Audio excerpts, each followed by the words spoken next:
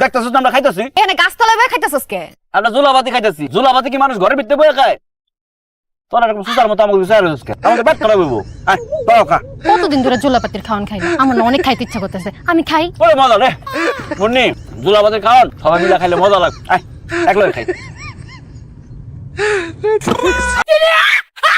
আমার ঘরের মাংসের পাতিল আইনা চুরি করে খাইতেছিস তোরা। তোকে ডায়রিয়া হইব, গ্যাস্ট্রিক হইব, গ্যাস্ট্রিক হয়ে পেট ফুলে তোরা মইরা যাবি। এই মাংসের পাতিল তোমার মানে?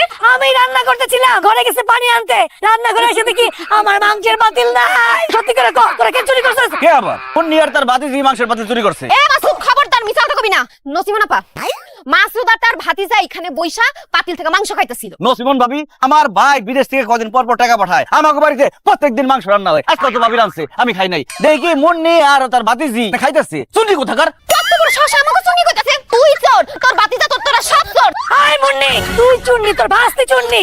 মাসুদ আর অনি চুরি করতেই পারে না, কারণ ওরা ভালো মন্দ প্রত্যেকদিন খায়। তোরা গরিব, ভালো মন্দ খাইতে পারছ না। চুরি করলে তোরাই করছস। আমার 1 কেজি গরুর মাংসের দাম 900 টাকা। 900 টাকা দে। আরে আপনার তো মুখে কি টাকা ভাড়া? আমরা চুরি করি না, বিশ্বাস করো তুমি। বিশ্বাসের বাইরে 500 টাকা দিলে বাইন্দা রাখো কিন্তু। কি বাইরে রাখো তুমি?